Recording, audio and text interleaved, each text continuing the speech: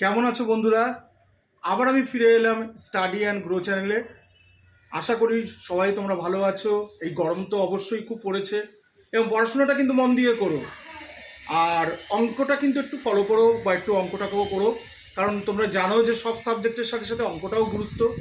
এবং প্রত্যেক দিন কিছু না হোক, আমার ওপিনিয়ন হিসাবে তোমরা ডেলি 10টা করে অঙ্ক করলে একটা সময় দেখবে অঙ্কটাও তোমাদের ভালো লাগবে। সব সাবজেক্টের মতো অঙ্ককেও তোমরা প্র্যাকটিস করতে চেষ্টা করবে। আজ আমি ক্লাস 9 এবং 10-এর জন্য কিছু শর্টকাট টিপস নিয়ে এসেছি, এবং সেটা বিষয়টা হলো ত্রিকোণমিতি। আজ ত্রিকোণমিতির উপর আমি কিছু তোমাদেরকে বলবো, এবং সেইটা তোমাদের অবশ্যই কোনো না কোনো গুরুত্বপূর্ণ কাজে লাগবে।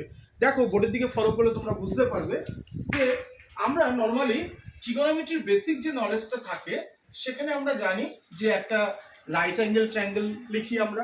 সেই রাইট অ্যাঙ্গেল ট্রায়াঙ্গেলটা একটা অ্যাঙ্গেল তো আমাদের 90 ডিগ্রি হয়, এবং অপর দুটো যে অ্যাঙ্গেল থাকে তার মধ্যে যে কোনো একটা অ্যাঙ্গেলকে আমরা অ্যাকিউট অ্যাঙ্গেল বা 90 চেয়ে লেস অ্যাঙ্গেল ধরে নিই। এখন সেই অ্যাঙ্গেলটা তুমি কোনটা ধরবে? ধরো আমি এই অ্যাঙ্গেলটাকেই কনসিডার করলাম, এবং এই অ্যাঙ্গেলটাকে আমি নাম দিলাম এক্স। যখন আমি এই অ্যাঙ্গেলটা কনসিডার করব, অতি অবশ্যই মাথায় রাখবে তোমরা যে এই অ্যাঙ্গেলের অপোজিট যে সাইডটা থাকবে সেটাই তোমাদের হবে কিন্তু পারপেন্ডিকুলার। এটাকে তোমরা সবসময় পি ধরবে। আর greatest side of the right angle triangle, মানে তোমাদের সবচেয়ে লংগেস্ট সাইড, ওটাই হবে তোমাদের হাইপোটেনাস। আর পড়ে থাকলো কি? বেস।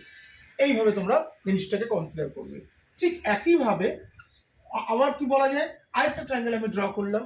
সেক্ষেত্রেও দেখো, আমি এটা 90 ডিগ্রি মেজার করলাম, এটার মতন আমি না ধরে এবার আমি এক্স ধরলাম এটাকে।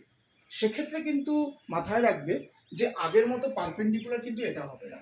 সব বাচ্চারা এই ভুলটা করে থাকে, যে তারা ভাবে যে এটাই এক্স্যাক্টলি পারপেন্ডিকুলার, এটাই বেস, এটাই হাইপোটেনাস, কিন্তু তা নয়। এটা ডিপেন্ড করছে অ্যাকিউট অ্যাঙ্গেলের উপর, লেস দ্যান 90 ডিগ্রি অ্যাঙ্গেলের উপর।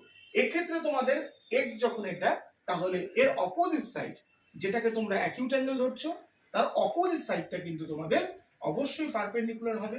লংগেস্ট সাইডটা হাইপোটেনাস থাকবে, আর এটা তখন হবে তোমাদের বেস। এই হিসাবে তোমরা যদি সামগুলো করো, আশা করি কোনো ক্ষেত্রে তোমাদের ট্রিগোনোমেট্রিক ফাংশনের ভ্যালু ফাইন্ড করার ক্ষেত্রে কোনো ভুল হবে না। যদি তোমাদের ভালো লেগে থাকে তাহলে অবশ্যই পরের ভিডিওর জন্য একটু অপেক্ষা করো। আমি চাইবো যত তাড়াতাড়ি হোক নেক্সট আপডেট তোমাদের জন্য নিয়ে আসতে।